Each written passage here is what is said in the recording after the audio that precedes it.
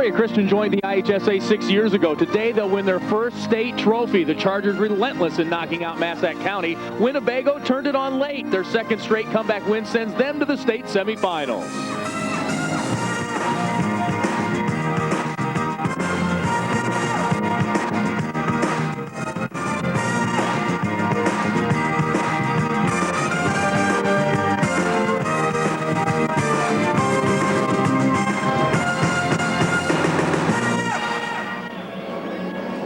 A beautiful spring morning here in central Illinois. The sun shining brightly in downtown Peoria as we get ready to crown a state champion. The forecast indoors, mostly madness. It's March Madness at its best here at Carver Arena. Hello, I'm Lee Hall.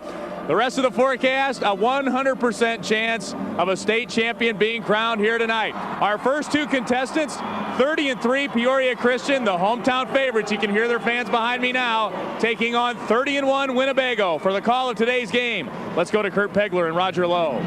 Well, thank you, Lee Hall, and welcome to America's original March Madness, the Illinois High School Association Class A Boys Basketball Championships. Kurt Pegler along with Roger Lowe. First matchup, Roger, has Peoria Christian against Winnebago, two teams that are guaranteed of bringing home their school's first ever state trophies. And the state trophy they want to bring home, Kurt, is that gold trophy. Let's take a look at how these two teams made their way to Peoria to play in today's state semifinal. We'll start with Winnebago, which beat Aurora Central Catholic and Rockford Christian Life for the Byron Sectional Championship, and then defeated Rock Falls in a thrilling come-from-behind win for the Super Sectional title in DeKalb before beating St. Anne in another come-from-behind victory in the quarterfinals here yesterday. Meanwhile, the road to Peoria for Peoria Christian included a sectional semifinal win over Bureau Valley and a Spring Valley Hall victory in the Mendota Sectional title game. And then they beat Pleasant Plains for the Decatur Super Sectional and beat Massac County in yesterday's state quarterfinals. Let's talk about some of the key players in the game. First of all, for Winnebago, perhaps their most athletic player is Bobby Tisdale. Bobby Tisdale is the second leading scorer for this ball club right behind Devin Ballwinkle. He's going to be a key, especially defensively. Not much size in the Peoria Christian roster. 6'2" Tyler Griggs is their tallest player. He'll have to play bigger than that today. Tyler Griggs is 6'2" on his tiptoes, and I think that Tyler Griggs is the best passer that I saw down here yesterday. All right, let's break it down for the folks at home. What are the keys to the game for Winnebago to win today? Winnebago's going to have to do three things, as we talked about. They're going to have to be glass cleaners. They're going to have to own both boards. They're going to have to get Powers and Merchants to score on the low blocks, and they've never seen pressure like they've seen from Peoria Christian. And Peoria Christian, what are their keys to the victory? Peoria Christian, ball humbug. They've got to stop Ballwinkle, All-Stater, on ball. Their pressure is going to be a huge key, and arc madness. As you told me yesterday, 8 different Peoria Christian players made threes yesterday. It's an intriguing matchup between two very fine schools, Peoria Christian and Winnebago. Stay tuned. The state semifinals are up next on the IHSA television network after these local messages.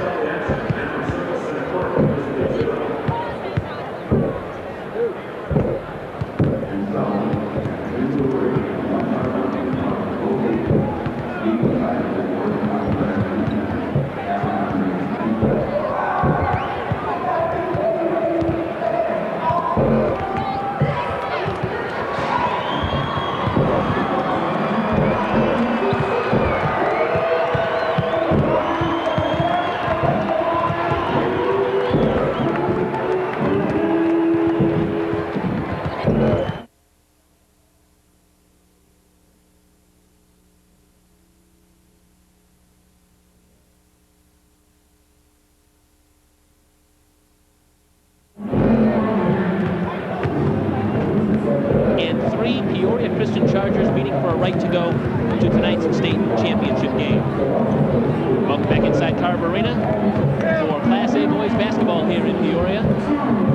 Let's take a look at where these two schools are located throughout the state of Illinois. Peoria Christian, as we mentioned, a very short commute, about a 3-mile commute just north of Carver Arena. Winnebago up in the northern part of the state from Winnebago County. Both these teams making their first ever appearances in state semifinal action. Tale of the two cities. You get a An idea of where these schools are at as far as their enrollments are concerned: 300 in Peoria Christian's enrollment, about 525 at Winnebago, which is a member of the Big Northern Conference. And the Tri-County Conference is where the Peoria Christian Chargers call home. You see the population disparity. Peoria Christian in a population base of about 113,000 here in this host city, with Winnebago about 2,400.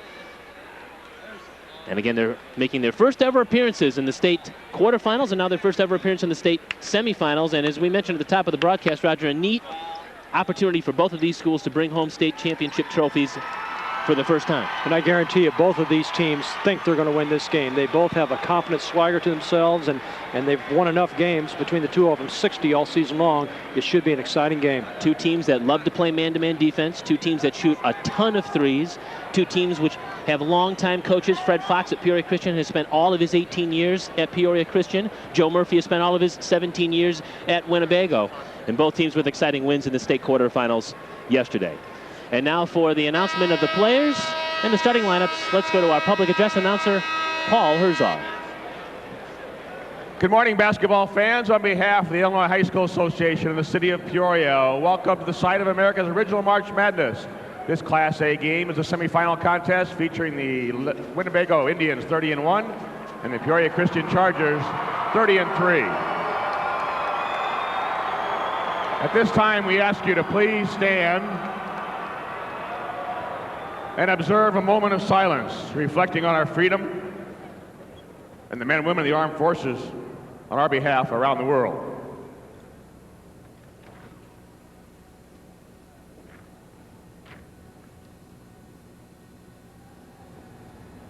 Thank you, and they thank you.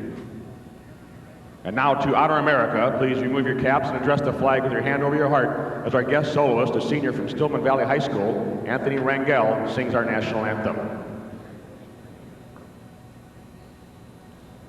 Oh, say, can you see by the dawn's early light what so proudly we hailed at the twilight's last gleaming, whose broad stripes and bright stars through the perilous fight o'er the ramparts we watched were so gallantly streaming, and the rocket's red glare, the bombs bursting in air, gave proof through the night that our flag was still there. Oh, say does that star-spangled banner yet wave o'er the land of the free and the home of the brave?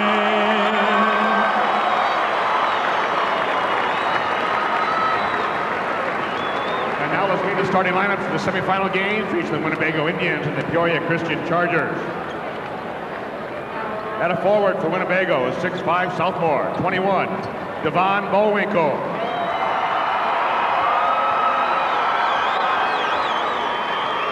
For Peoria Christian, a 5'10" senior guard, number 4, Jay Hawkins.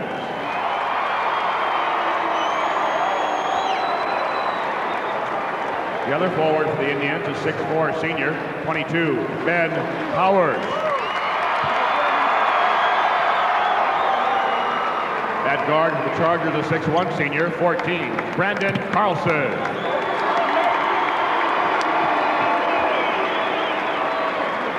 At center for Winnebago, a 6'5" senior, 41, David Merchant. Another guard for Peoria Christian, a 6' senior, 22, Micah Lavender.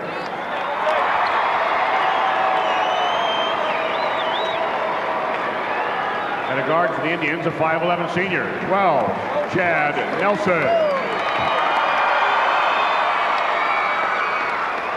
Another guard for Peoria Christian, a 5'10" senior, 24, Travis Braille.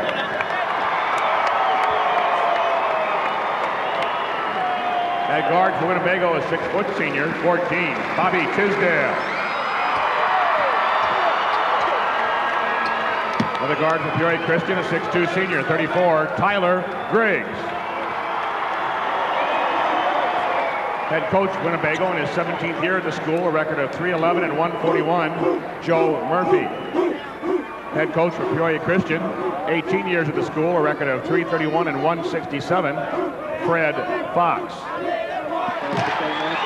All right, let's take a look again at the starting fives for each team. You'll notice that with the exception of the very fine player Devin Botwinkle of Winnebago, who's a sophomore, every other player on that starting five for Winnebago and for Peoria Christian are seniors. They're all seniors, and it's a senior-laden lineup for both of these teams that have made the march here to Peoria. Exactly right, and Ballwinkle plays like a senior as a sophomore, so this is an experienced group that's going on the floor.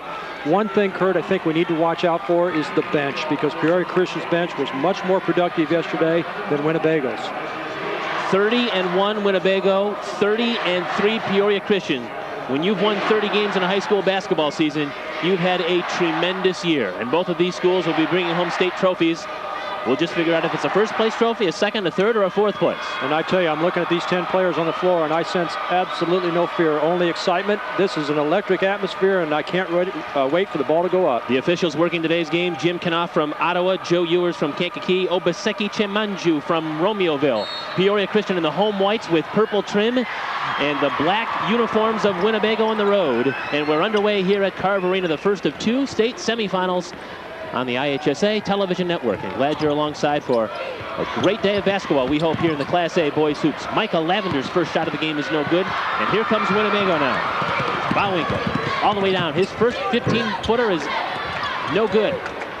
Lavender tried to save, but he may have been out of bounds. He was. One thing you can take to the bank today, Kurt, is that both teams will play you man-to-man, which is a blessing in my heart. I think it's the best defense to play.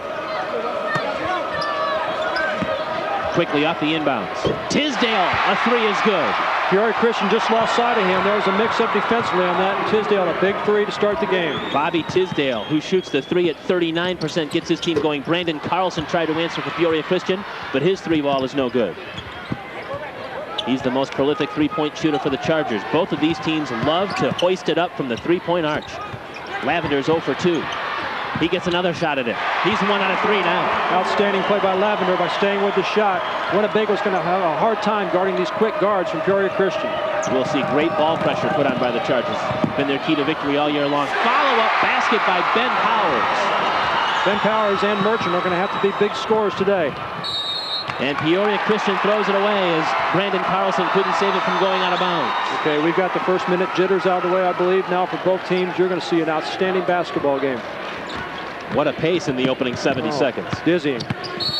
And a foul in the backcourt is going to be called against Travis Prale of Peoria Christian. I would be, as we said yesterday, I would just be flabbergasted if Winnebago has seen anything like this man pressure from Peoria Christian. I've been coaching for 20 years. I've never seen anything quite like the ball pressure they put on their defenders. Joe Murphy's team on an 11-game winning streak. Its only loss came on February the 3rd to Oregon. Bowwick is going to draw all kinds of attention. Tisdale. And it's out of bounds, and this time it's Peoria Christian that gets the basketball back. Pressure defense, too. Pressuring the guards. We said that was going to be one of the keys to the ball game, was the pressing need. Fred Fox's team has won 19 of its last 20. Its last defeat came to Eureka, a 66-50 loss to the Hornets, and then Peoria Christian was able to avenge that loss later in the year against Eureka. We're just underway. We played just under 2 minutes here at Carver Arena. This is the first Class A state semifinal today, the winner to the championship game. Here's Prale. Peoria Christian beats you off the dribble as good as any team as I've seen. Travis Prale had 11 points in the quarterfinal victory over Massac County yesterday, and he's in the scorebook for Peoria Christian, which has closed the gap now to a 1-point Winnebago lead, 5-4. Here's Bowwinkle. His first shot is good. And you know Bowwinkle wants to get off to a fast start yesterday. He had a subpar game by his standards. First team All-Stater. Just a sophomore, but already drawing Division I attention from around the Midwest. He'll be heavily recruited by the time he signs his letter. And there's a nice move by Micah Lavender on the inside.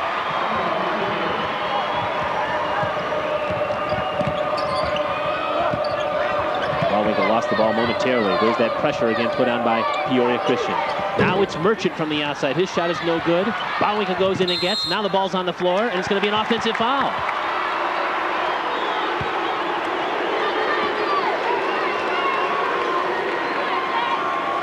It's going to be on David Merchant in that scrum underneath the basket.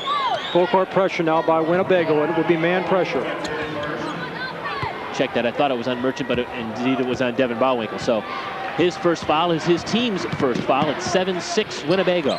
Here's Brandon Carlson. Missed the three. He's 0 for 2 from out there. He had a slow start yesterday as well for Peoria Christian. Now in transition, Tisdale had the ball stripped. It was Carlson who went back and got it. And then getting it back is Merchant. We said that Merchant and Powers would have to get points on the blocks, and there's 2 for him. David Merchant is in the scorebook. We'll see some substitutions for the first time at the next whistle. Now it's Tyler Griggs. His shot was perhaps altered that time by Tisdale, who came out on defense. And back comes Winnebago now in transition. Ben Powers' pull-up is short, but he drew a foul on Michael Lavender. I've been singing the praises of Peoria Christian's pressure defense. Winnebago's pressure defense is outstanding. They've been putting so much pressure on the Peoria Christian shooters. Every shot that Peoria Christian has taken so far, Kurt, has been under duress. Now this young man, Ben Powers, is considered the Indians' inspirational, emotional leader, a 3-year varsity player. And he kind of controls the emotional aspect of this team. Looks like Coach Murphy is getting a couple of his players out to give them a little extra rest for the TV timeout. Yeah, Kevin Turviel and Brandon Johnson have checked in the game now for the Indians.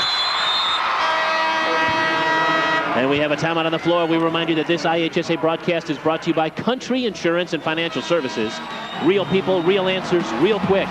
And by Chevrolet. Stop by and see your local Chicago, Northwest Indiana, or Central Illinois Chevy dealer today. And by AGCO. You've got to drive one.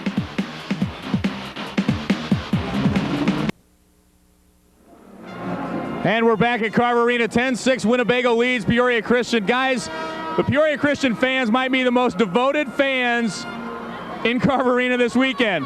This is pregame. They have a pregame routine. They stretch out because you can't afford any senseless injuries in the stands. They stretch out and work on their cheers, so they are very prepared, and hopefully won't have to see the trainer after the game. Back to you. And there's Michael Lavender scoring. Yeah, that cheering session. Nobody on the disabled list in the cheering section because they do such a great job of game prep. Lavender's basket pulls Peoria Christian within a deuce now. It's 10-8 Winnebago. Tisdale a 3, his second triple of the game. He has 6 of his team's 13, and Griggs on the other end, back and forth. What a game so far. Both teams just changing punches offensively against 2 good defensive teams. Heavyweight fighters exchanging lefts and rights here in the opening couple of minutes. How about Bauwinkle dribbling through the defense and then shooting it home? We didn't see that at all yesterday. He's coming out right now playing like the all-stater that we've all heard about. Winnebago is scorching hot. The Indians have shot 6 of 9 from the field to open the game. Griggs tries to answer with a 3. It's short. He goes and gets his own rebound and scoops it in. And those are the rebounds Peoria Christian has to get, Kurt, the ones that hit the floor, and they're the hustle rebounds. 15-12 and still better than 3 minutes to go in the opening quarter. Carlson clears on the defensive board. Here comes Peoria Christian. Down the floor, it's Prail off the bounce pass from Hawkins, and he laid it in. I didn't think the state track meet was till May, Kurt. This is 94 feet of just flat-out effort. Unbelievable pace here to start this basketball game. Now Tisdale tries to break down Hawkins off the dribble. Offensive foul. Boy, I tell you what, Tyler Griggs, blue-collar, lunch pail type effort, sitting there and knew he was going to take the charge. Outstanding effort. And now we're seeing Scott Lawson check in for Peoria Christian for the first time. We're also seeing Nate Reynolds at the scorer's table. They'll both come in. They were key role players in yesterday's victory over Massac County, coming off the bench to really give the Chargers a big push. And Joe Murphy's gotten the 3 starters back in. He gave them just a little bit extra time, as I said, during the TV timeout. They're back in with now their starting 5. That's smart to be able to milk the clock to your advantage and get your starters a little extra rest. Michael Lavender, coast to coast. Nobody picked him up. 4 straight baskets by Lavender on penetration. 16-15. The Chargers have a 1-point lead now. underneath. It was Brandon Johnson. It was like a hot potato. He grabbed it and shot it, but drew the foul. I wish you could see the faces of the offensive players on both ends. There's so much defensive pressure on them. They've got grimaces on their face. Nothing is coming easy. This is only the second time in history that 3 of the Final 4 teams in the Class A tournament are private schools. You see our lineup with Peoria Christian, Leo Catholic, Quincy Notre Dame, and Winnebago. In '74, it was Ottawa Marquette, Chicago Christian, Quincy Catholic, and Lawrenceville. So we have a unique scenario with the 3 of the 4 teams still playing are private schools. Brandon Johnson, comfortable at the free throw line, knocks down 2 charity tosses and has given Bago a 1-point lead again, 17-16.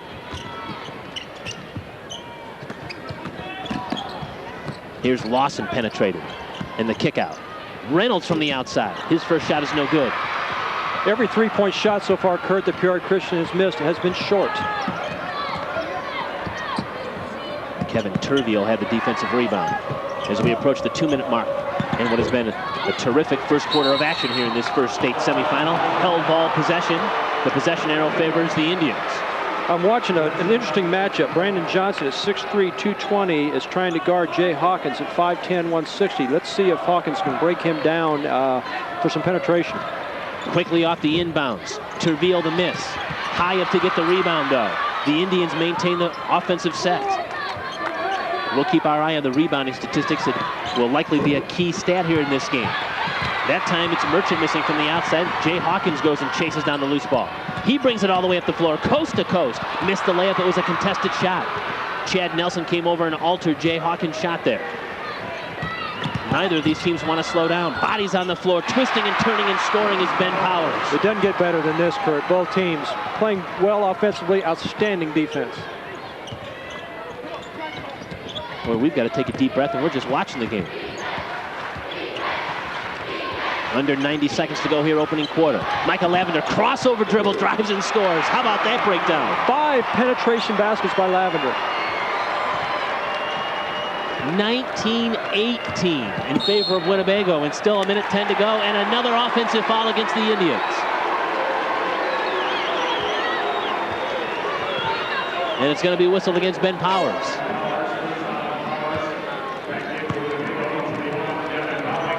Devin Bowwinkle is checked back in the game for Winnebago. 3 team fouls for both clubs here. We have a 37-point opening quarter and still time left on the clock. Unbelievable pace. Scott Lawson looking for help, driving, looking for contact, didn't get it, had to force up a shot. Now back from the Indians. Bowwinkle driving, contact, offensive foul. 3rd offensive foul whistled against the Indians in the opening quarter. What guts that takes to sit in there against Bowwinkle coming in. Lawson knew he was going to get hit, stood in there and took the 3rd charging foul today for the Christian team. And that's the All-Staters' 2nd foul. And we're under 1 minute to go here in this opening quarter of action. A terrific first period of action here at Carver Arena. Nate Reynolds drives, had a shot partially blocked that time. It was Bowwinkle who came over and got a piece of it. Back come the Indians in the front court. I don't think they have any intention of holding for one. Powers from the outside, his shot is short, tipped up and controlled by whom? Travis Prail somehow came out of there with it.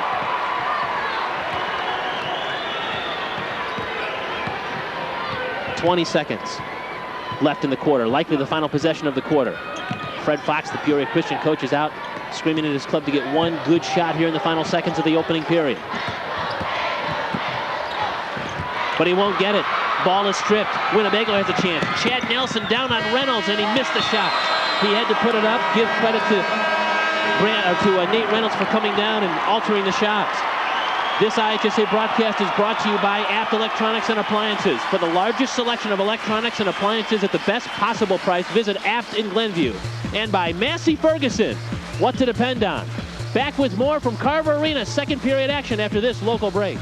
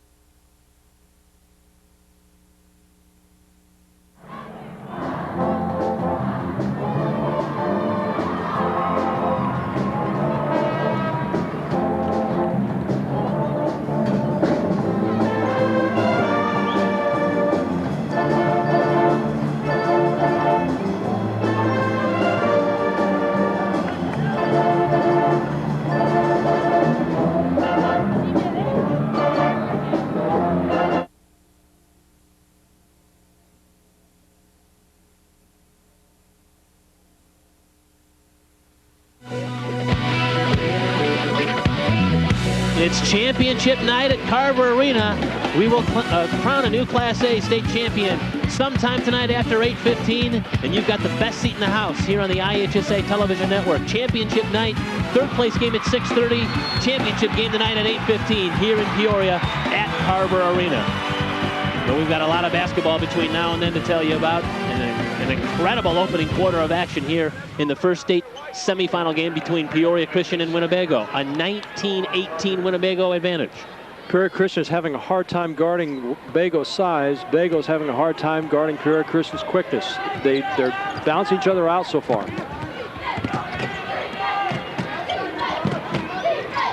Now it's Tisdale. He already has 2 triples to his resume here in the opening quarter. He missed his first triple here in the second quarter. Now it's Lavender, who got the defensive board, takes it all the way down. Another penetration basket from Michael Lavender. Lavender with 12 of his team's 20. And back in transition on the other end, it's David Merchant. Now it's a basket. Are they going to wave it off? They are. We're going to see another charging foul here. Merchant taking it strong to the hole, and Lavender takes the full brunt of it. That is the 4th offensive foul caused by the Peoria Christian defense. We used to call that the Purple Heart Award, and it takes a tough kid to take those. Well, some teams actually keep statistics on the number of charges taken, which I think is a wonderful thing to do.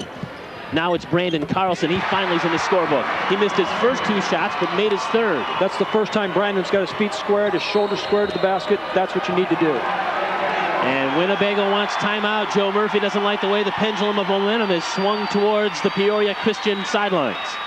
We want to take this opportunity to say thank you to Chili's of East Peoria. Chili's is right across the Illinois River from Carver Arena. It's a great place to stop in for lunch or dinner, and they have done a wonderful job in feeding our hungry crew. Enjoy their appetizers, salads, and their world-famous fajitas. If you're watching your weight, you can try Chili's Guiltless Grill. Remember, Chili's, when planning your next special event, visit them at 800 Riverside Drive in East Peoria. It's across from Walmart. Thanks to Chili's for feeding our hungry crew with their bottomless stomachs here at Carver Arena. Opening minute here of the second quarter. We've seen a ferocious pace with Peoria Christian now in front 22-19. Is this the pace that you think will favor one team or the other, or is this just 2 anxious teams going at it? I think these 2 teams are working on adrenaline, obviously outstanding skill. I don't think it's going to favor one team or the other. Peoria Christian right now shooting 52% from the floor, but have not made a 3-point basket. Their baskets have been made off penetration. Winnebago, again, has gotten several putbacks. They're shooting fairly well at 44%. Now we're talking about 2 schools that have shot a combined, 1,200 3-point shots this year? 1,239 at 3-point shots. It boggles my mind to think about that. My first year in coaching up here in Princeton was the first year of the 3-point shot, and we took 27 3-point shots all year. Yeah, both of these teams have combined for better than 1,200 for the season. So you can see the game has changed since the introduction of that 3-point shot in the mid-1980s. Maybe that's why I'm in telecasting now and not in coaching. Well, a team like Peoria Christian with its tallest player at 6'2" probably would not have been able to make a run 20 years ago without the 3-point shot. But they sure are fun to watch, as is Winnebago, as is that young man, Tisdale, from the outside. Boy, both teams are just not afraid at all to shoot. Now it's Travis Prale driving and scoring. Peoria Christian is so well coached on the fake shot and drive. They get the defender up on their feet and then penetrate past.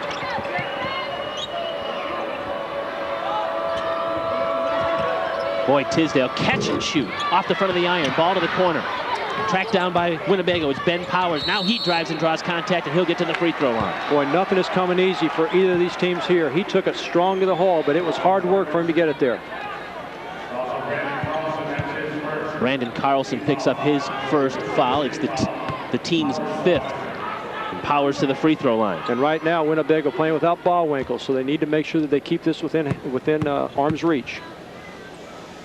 Powers with a 13.6 rebound effort against St. Anne yesterday in the state quarterfinals. You know, one thing I really like about both of these crowds, when the opposing team is shooting a free throw, no one's screaming, hollering at them. Outstanding sportsmanship on both sides. Scott Lawson has checked in for Peoria Christian. He gives Travis Prale a breather, and Bowers' second free throw is down. So Powers now with 6 points, and he's pulled Winnebago within 2. It's 24-22 in favor of Peoria Christian. entertaining first 10 minutes of action here at Carver Arena. Here's Tyler Griggs driving, spinning, stripped it, but it was a travel violation before the turnover. A turnover nonetheless. It's the 4th against the Chargers. Now Winnebago has to feel good right now with Peoria Christian shooting 55%. The basket could tie him up. Yeah, as red hot as both teams have been. Certainly you don't want to be giving up those kind of defensive statistics. But you're still in the basketball game. But there's another turnover. Just some miscommunication there, and Ben Powers threw the ball out of bounds. He was looking for Merchant. I'm telling you what, I've watched this Jay Hawkins play now for a game and a half. I think he operates on batteries. He just has recharged them overnight. Just energy that won't quit. Well, as you mentioned, he's a Division I soccer recruit. He'll play Western Illinois University next year for soccer. And those soccer guys, they go up and down the field all game long, and he's brought that. He's translated it on the basketball floor. Hanging, firing, and shooting and missing is Merchant, but he got his own rebound and then slipped the pass. Nicely done. He found Ryan Kaufman, who found the hoop. And we're even at 24. Now it's Lavender. This time he kicks out to Carlson. They swing it over to the far corner. That's Lawson. His shot is no good. And the rebound is controlled by Merchant. Now it's Tisdale. He's not afraid to shoot it. His pass is picked off by Jay Hawkins. No numbers, though. He'll wait for some help.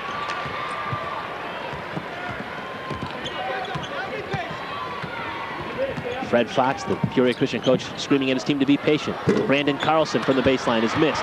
Tisdale back to get the rebound. Up high to get it. Being hounded from behind by Brandon Carlson, who picked his pocket. Now it's Carlson on the stutter step. He lost the ball. It's on the floor. And we've got a whistle, a jump ball. Alternate possession. It favors the Indians. We've got to take a timeout. We're out of breath, so are the players. 4:30 to go here in this second quarter. 24 all, Peoria Christian and Winnebago. Back with more from Carver Arena, the Class A state semifinals, after this network message.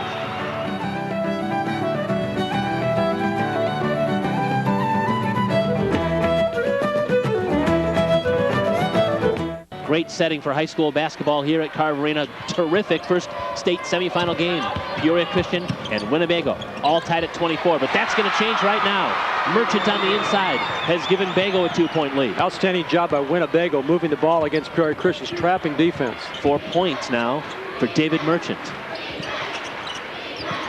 Carlson thought about the three, now lost the dribble. Griggs, dotted line fadeaway jumper, rimmed out.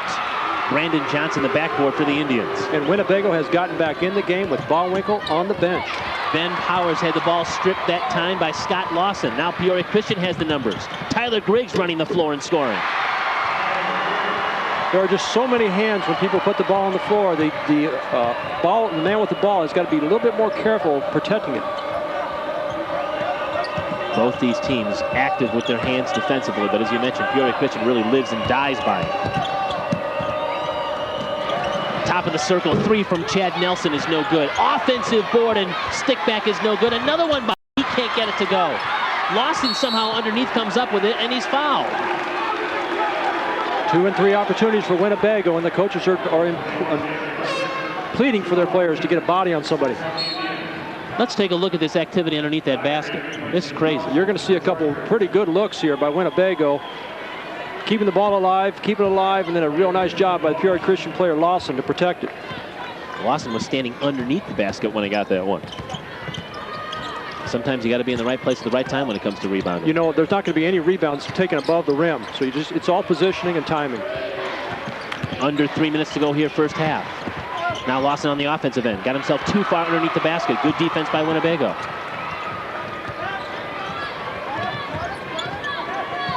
.26 all.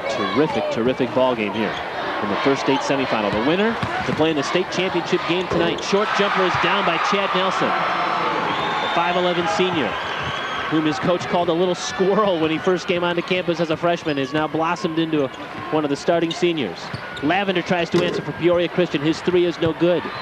But Peoria Christian maintains possession. It's Cody Geyer fighting for the ball. And you notice that Winnebago is giving Lavender about 2 steps now, taking that penetration away from him, forcing him to shoot. Cody Geyer to the free throw line. And this young man had a very scary incident happen back in December in a game against Olympia. He hit the floor hard and had a severe concussion. Actually went into some seizures. He was taken off the floor. In fact, Fred Fox, the head coach, accompanied him to the hospital, left his team behind. He wound up missing 5 games, but was cleared to play after a couple of weeks, and now he's back and playing in the state semifinals. That's why the players play hard for Coach Fox, because they know that they are the most important thing to him. And he's tied this basketball game up at 28. I don't think Winnebago misses a beat with Treville in the ball game. Ball on the floor, but we've got a foul, and it's going to be against Cody Geyer. He and Brandon Johnson collided. He may have caught something in the eye, maybe an elbow. You know, he threw something on the floor. It was gum, but I wouldn't have been surprised if it was a tooth, the way this game has been going. He evidently just got an elbow in the chops. He appears to be all right. Just a little shaking out the cobwebs, that's all. Tisdale's coming back in the game for Winnebago. Now, Peoria Christian has to again remember that defense does not end when Winnebago shoots. It's when we get it, and Winnebago has a 20-9 advantage on the boards.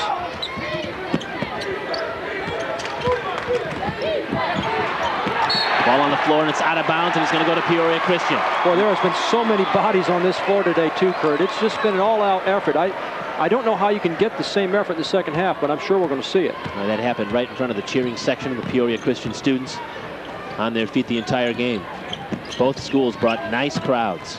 Nate Reynolds was stripped. It's Tisdale behind the back, but a foul. He tried to get the ball up to Terville, but there was a foul at the timeline before the pass could be made. It's going to be against Peoria Christian's Tyler Griggs. And now we have the 1-on-1 situation for the Indians. Not a fundamental pass at all by Tisdale, but an effective one. That was about the only thing he could do in that scenario. And so Bobby Tisdale will go to the free throw line. 6 foot, 150-pound senior at 12 points against St. Anne yesterday. Off to a very good start here in this game, 8 points. Now watch the guys in the inside blocks here for Peoria Christian. They need to get a body on the guys in the middle lane blocks. Well, you could hear a pin drop, as you said, when either of these teams go to the foul line. You know, the IHSA preaches sportsmanship, and both these crowds are showing it right now.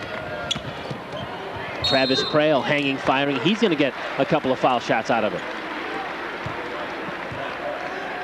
We haven't seen quite the frenetic pace that we saw in the first 8 minutes of action. That was bound to happen as both teams were going to come back down to their levels, but still a very entertaining second quarter as well. So now it's Prail to the free throw line. He averages about 5.5 points a game. Little spark plug for the Chargers. Now it's perfect form there, only a 54% free throw shooter for the season, but that hit nothing but the bottom of the twine. Well, he's been perfect from the field and now perfect from the foul line in this opening half.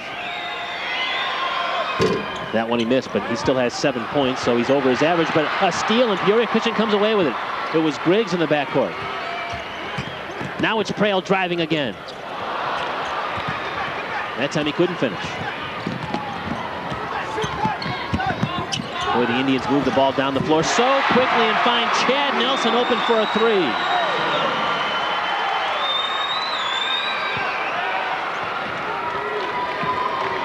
The Indians now are 3 of 9 from the three-point arch. Peoria Christian 0 for 3 from the same spot. Well, you talk about the three-point shooting being a key, and after having 8 different people make a three yesterday, Peoria Christian still looking for its first triple. There's a missed one by Griggs. Quickly up the floor. The Indians have the numbers. They have a 3-on-1 and wide open underneath the basket, and laying it in is Ryan Kaufman. Didn't look like he was going to make it, but it rolled in. He didn't use the board, but he got to fall anyway. Winnebago now with a nice little run here to win the half. They're up by 4, 33-29. Lawson looking inside the Geyer, had the ball knocked out of his hands. Ball is still on the floor. Travis Prail comes up with it around a couple of defenders. Lawson driving, shooting, missing. Out of bounds to Peoria Christian. 22.1 seconds to go in the half. Peoria Christian is getting the ball exactly where they want to, Kurt. The ball is just not falling right now. And again, as we've mentioned before, Winnebago's done this with the All-Stater on the bench. That's right. And again, no three-point makes so far in the game for Peoria Christian. Now Jay Hawkins comes back in for Peoria Christian as Scott Lawson will go to the bench. They've taken Prail out too. They don't want him to get his third foul with just 22 seconds to go. And now Jay Hawkins calls timeout. He had a difficult time getting the ball inbounds. That one hurts. That one hurts. You need those 3 timeouts, and but it was good defense by Winnebago that caused it. So it's 33-29, Winnebago with the 4-point advantage over Peoria Christian. And again, some of the key things to keep our eyes on. Devin Bauwinkle has played limited minutes because of his foul trouble. We'll get to that in a second. Do want to remind you that the Country Insurance 3-point showdown comes immediately following this game. And then following that, we'll have the Chicago-Leo Quincy Notre Dame matchup in the second state semifinal. We'll crown a new state champion sometime later tonight.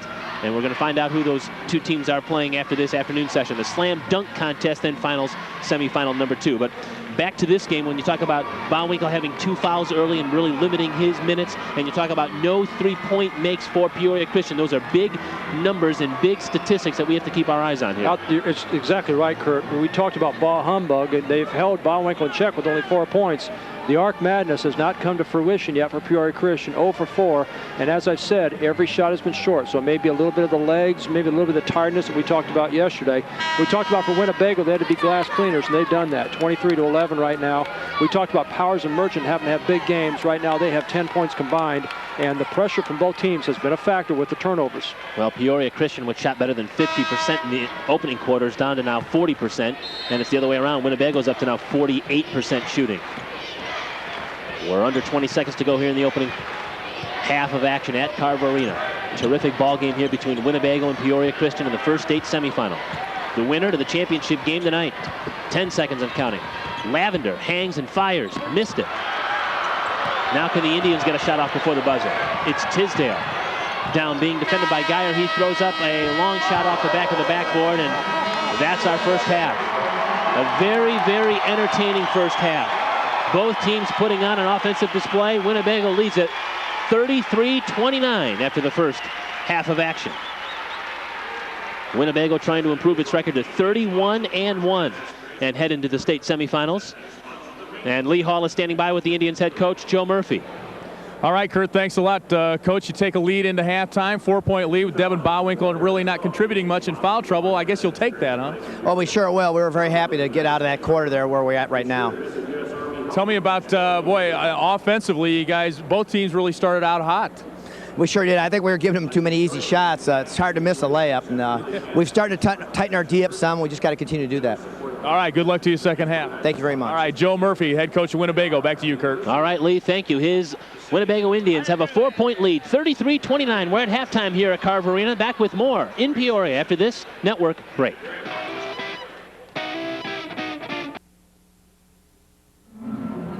And welcome back to Carver Arena, downtown Peoria. Winnebago leading 33-29, but that has not dampened the spirits of the Peoria Christian cheerleaders. There they are. Whoa. The Chargers. All right. Now, who wants to talk to me? Let's see. Who was talking to me? Yeah, okay. You just wait a second. We were talking. You guys put a lot of work into this. Right, we practice so much, and it takes a lot of work to get together and to get all our stunts together, so, yeah. Now, they were talking in the papers today, you guys, Peoria Christian, the students, how much do the student section inspire you guys? Because you guys have some of the best fans around.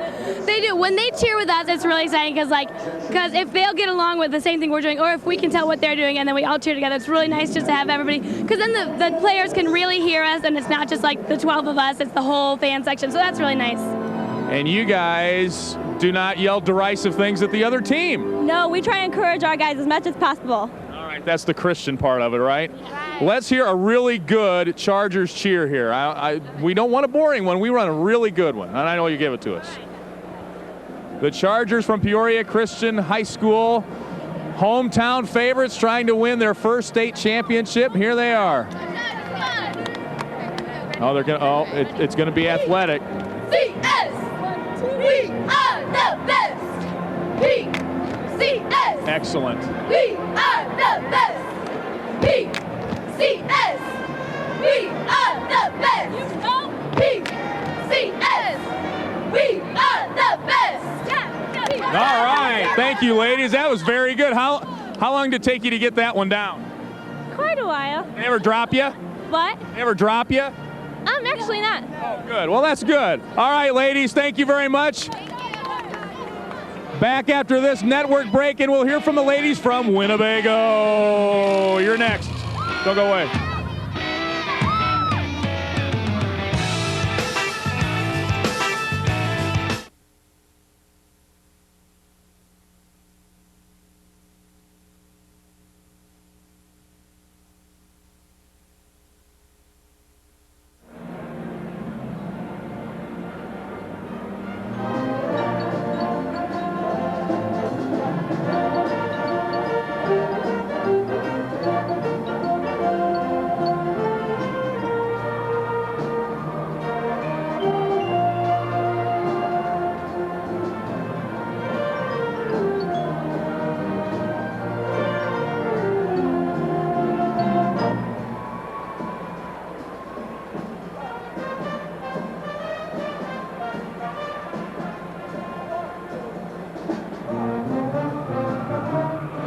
And we are back at Carver Arena, and now in interest of equal time, just like on the political ads, we bring you the Indian cheerleaders of Winnebago High School. All right.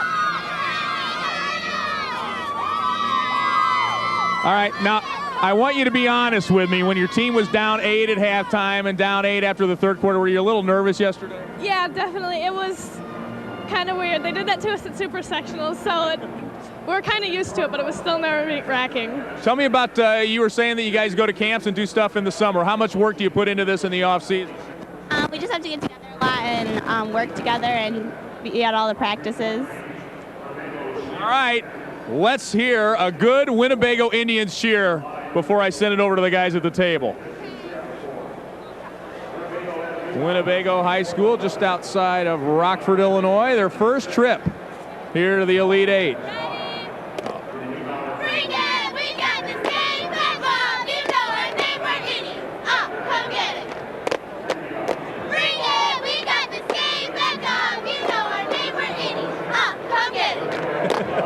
More toss. We got this game back up. You know our name, we're Indian. All right. Come get it. As soon as you guys are done with stats, they're going to throw me in the air. All right? Okay. We're back to you, Kurt. If that's the case, we're going to do the stats in about 3 seconds, because I'd kind of like to see Lee Hall get tossed into the stands.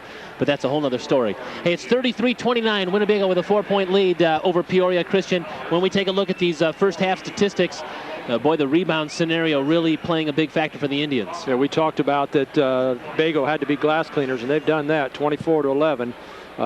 Field goal percentage shooting a little bit low for Peoria Christian when they started out at 52%.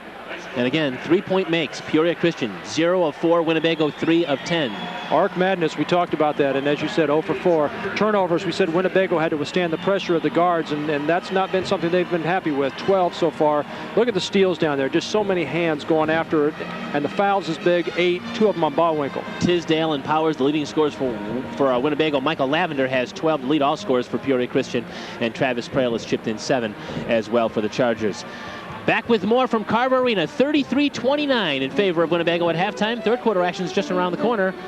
Back after these messages and a local break.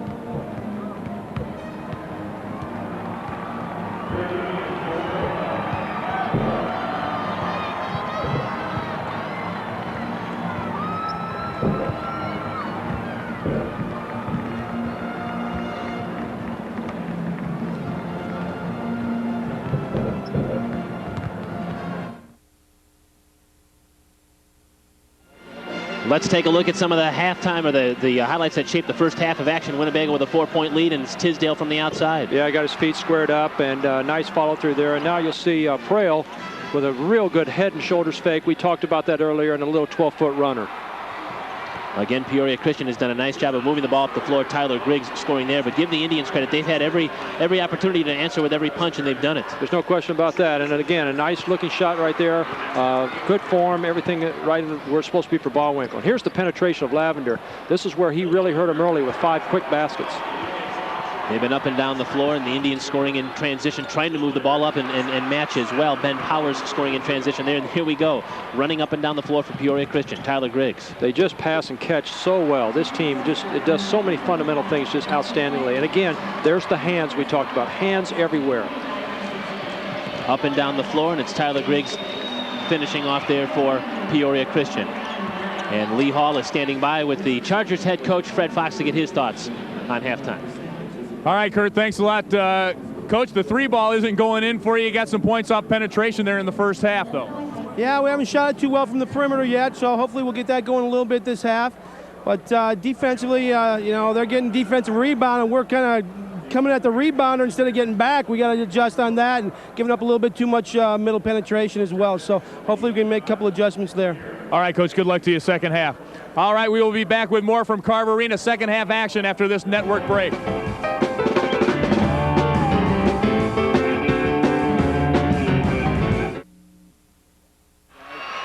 We're ready for the third quarter of action. Peoria Christian will have the basketball to start this second half. The Chargers are in their home white uniforms with purple and gold trim, and the Indians of Winnebago at 30-1 with a 33-29 lead are in their dark road uniforms with white trim. It's Tyler Griggs. He's turning and shooting and missing, and it's tipped out, and Brandon Carlson comes down with it. His shot from the foul line is good. Hustle rebound once again. Ball hits the floor. How many times have I said that in the 2 days? Peoria Christian gets more than their share. Well, Carlson needed something to get going. The Chargers leading scorer, or second leading scorer at 14 points a game, held to just 2 points in the opening half. And how about this 3-point opportunity for the Indians? That's a harder shot than that look, too, because he got hit and got hit hard.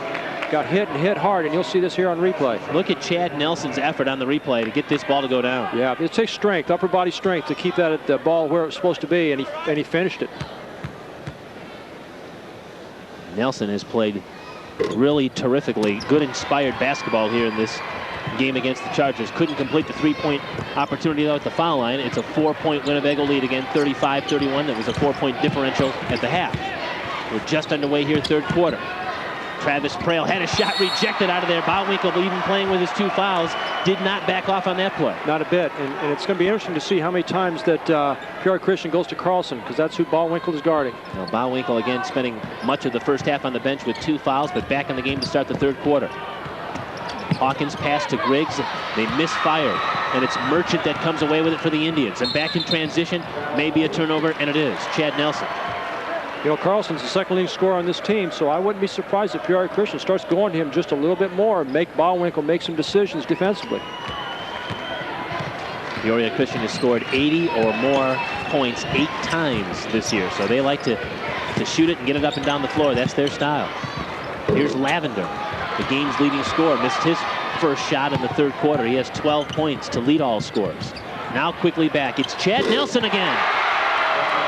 Not much pressure by Peoria Christian on Nelson. You better keep an eye on him. 3-point basket by Nelson, a 7-point Winnebago lead, the largest of the game. Brandon Carlson answers though.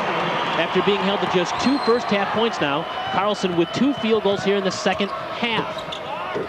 Shot from the outside by Merchant is no good, and Carlson comes away with it. He's been very active here in the opening minutes of the third quarter.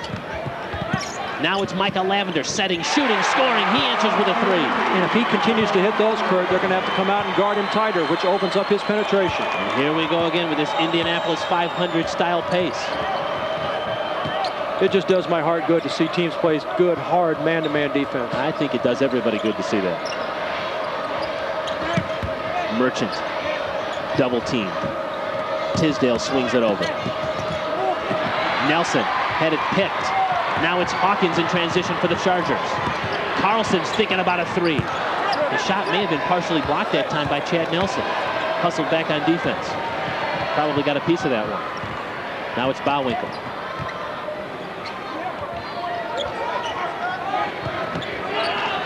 The Indians consider themselves a second-half team. Joe Murphy said it all year. Shot again, missed by Nelson, but tracked down by the Indians. It's Tisdale. Oh, a wrestling match there, and a travel violation. What a play by Griggs. What a play. Boy, half the arena is on its feet. Half the arena wanted a foul. Powers is the only player I've seen on either team that's shown a little bit of frustration with the type of physical play that we've seen today. He gingerly goes back to the Indians bench, where maybe he'll get a little bit of medical attention. Trail is hemmed in by Tisdale, and the kick out now to Griggs. We approach the 5-minute mark left here, third quarter. Boy, this is good defense on Winnebago's side too. Very well coached. Hawkins. Now it's Carlson who's the hot hand for the Chargers. He missed the three though, and Tisdale's fouled on the rebound. Trail got it.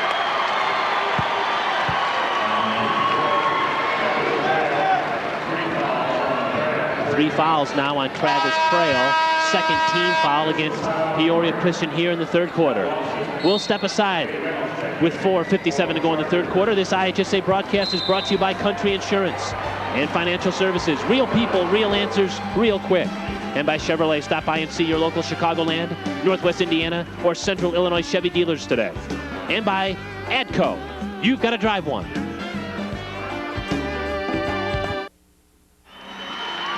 (38-36), Winnebago a 2-point lead here. 4:57 to go third quarter. You want more information on the state tournament? We'll direct you to the IHSA website, www.ihsa.org. Rosters, stats, brackets, all kinds of prep hoops information and all prep sports on the IHSA website, ihsa.org. Another turnover by the Indians. Peoria Christian with its quick hands. 16th turnover now for Winnebago. And the 7th steal by the Chargers. Lavender, though, missed. Tisdale the rebound. Tisdale now has 5 rebounds to go with his 8 points. And a foul is going to be against Peoria Christian. I think the official was going to let that go, and it would have been a great call, but once he knocked the Winnebago player over and it went out of bounds, he had to make the call. You know, officials, if they saw everything and blew the whistle every time, there'd be over 100 fouls in the game. You got to let these kids play a little bit. We wouldn't have much fun if that were the case, and I think the officials typically have a good idea of dictating the tempo of the game. Oh, yeah, outstanding.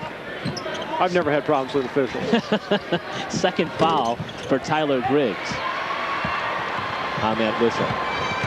Now it's Nate Reynolds who's checking the game for Peoria Christian, bringing the ball up the floor. These are the best officials in the state, though. The best teams in the state and the best officials in the state. That's right. We should commend them for making it to the state tournament. The officials are trying to get in just as much as the players and the coaches are.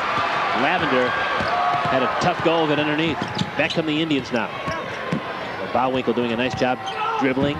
Tisdale hanging, firing. Another offensive foul. It's the 5th charge of the game that Peoria Christian has taken.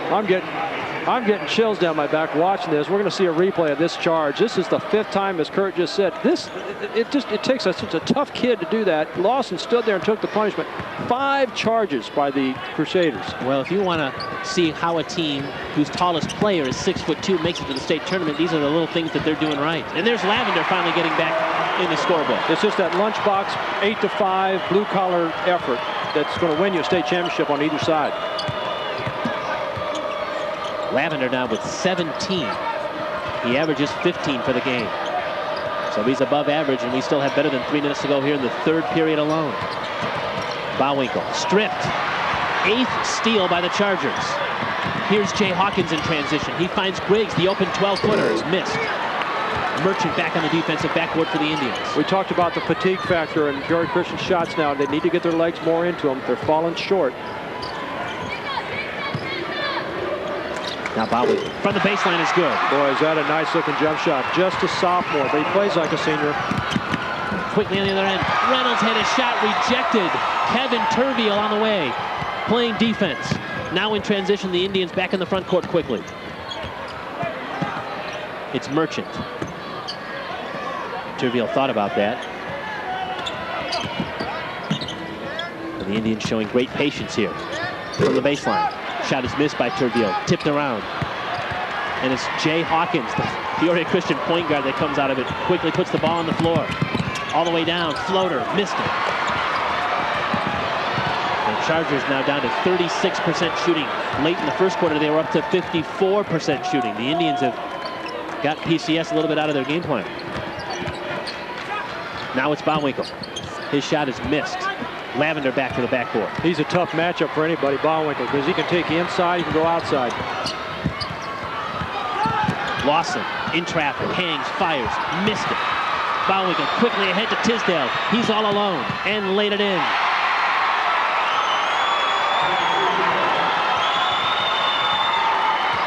Bobby Tisdale is now in double figures. He has 10. Griggs tries to answer, and he can't.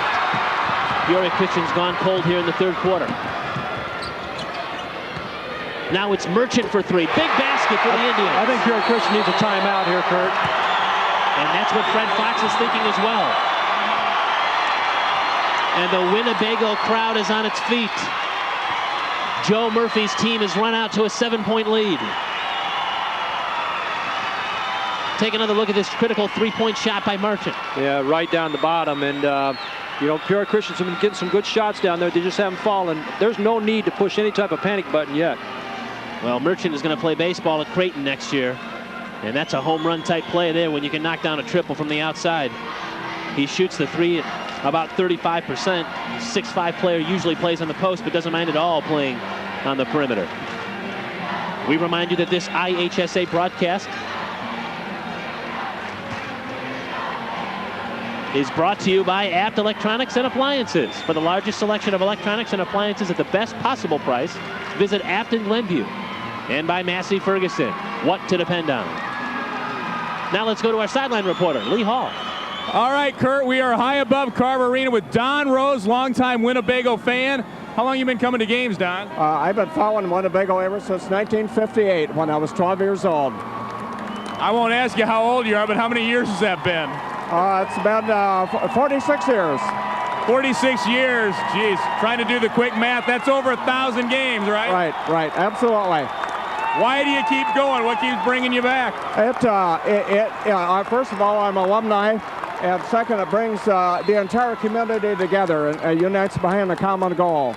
Things are looking pretty good for you right now. Yeah, yes, we are. Peoria Christian's very quick. We're going to have to handle the ball and get some good shots down. All right, after 46 years, Don Rose is looking forward to his first state championship game, maybe for Winnebago. Back to you guys. All right, thank you, Lee. Both of these communities with such excellent support for their teams, and they're really showing their colors here in this first state semifinal. Winnebago with a basketball trying to improve on a 7-point lead. We're under a minute to go, third period. Now it's Terville from the outside, and he hits a triple. They don't lose a beat with Terville in the ballgame. Outstanding shooter. Kevin Terville picked an opportune time to hit his first basket of the game, and he's given his Indians a 10-point lead. Now it's Lavender cutting and scoring. We haven't seen that since the first quarter either. Lavender able to penetrate. Now I'll tell you what, this is where you find out what you're made of. This stretch right here where you got to defend down 8. If you're the Indians, do you hold for one here? Absolutely. They've got momentum. The worst they can go in the fourth quarter is up 8.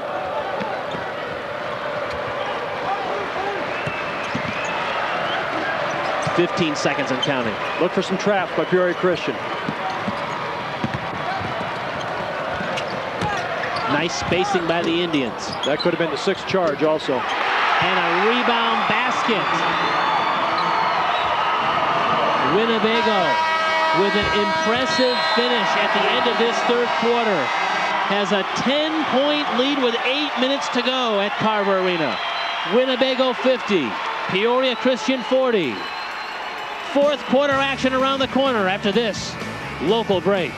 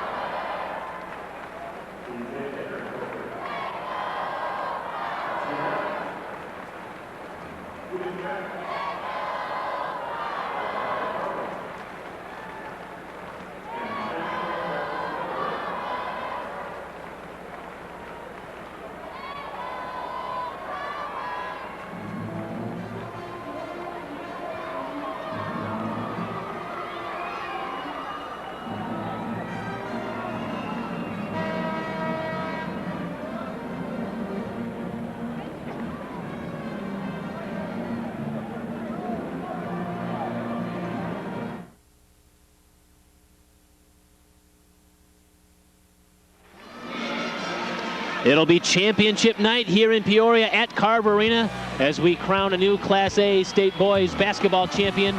Will it be Quincy Notre Dame? Will it be Chicago Leo? Will it be Peoria Christian? Will it be Winnebago? We're down to the Final Four. We'll have 2 left tonight and 1 standing with a championship trophy sometime after 8:15 here at Carver Arena. And you've got the best seat in the house here on the IHSA television network. 6:30 for the 3rd place game, 8:15 tonight for the boys Class A state basketball championship. Here we've got 8 minutes to go. Winnebago 50, Peoria Christian 40. Kurt Pegler, Roger Lowe with you. Our sideline reporter is Lee Hall. We're glad you're alongside for the first of 2 state semifinals in this afternoon set. And we've seen some terrific basketball in this first game. Absolutely no panic in the huddle for Peoria Christian either. They still think they're going to win this game. Winnebago with a 10-point lead and opening the 4th quarter with a basketball. Ballwinkle, baseline jumper's good. He plays with such poise for a sophomore. 8 points now. And a 12-point Indians lead. It's the largest of the game. Now Lavender, who's had a lot of success driving to the basket and does it again. And Micah Lavender with a 21-point effort. His season high was 28. Stripped, loose ball on the floor. Indians get it right back. Tisdale never gave up on the play. And another steal. Boy, those hands of the Peoria Christian defenders. I think they've got 3. I think there's one they're hiding somewhere. There has to be more than 2 on each body. 9 steals in the game for the Chargers. Lavender tried to go to the well again and drew contact. They couldn't stop him early in the game, and they haven't since. It seems like every single time he gets the basketball, he's thinking, I'm going to penetrate. Tisdale picked up his 2nd foul there. That's just the 2nd team foul this half against Winnebago. And now Michael Lavender, who's a 74% free throw shooter, a very good foul shooter to the line. Well, I'll make the obvious statement. You know, when the clock's not running, you need to start scoring points. And that was a big start for Peoria Christian. What a state tournament this young man is having. 22 points today. He had 15 points and 7 rebounds in the quarterfinal win over Massac County yesterday. Indians patient on the offensive side, and it's Ballwinkle with a finish. They are so well coached, Kurt. Just an outstanding offensive scheme by the coach. And nice spacing on the floor for Joe Murphy's team. Yeah, no question. Trail pump fake. Now penetrates. And blocked. Good defense by Chad Nelson. Never gave up his defensive position. And Nelson's one of those unsung guys. We can talk all we want about Tisdale, all we want about Ballwinkle.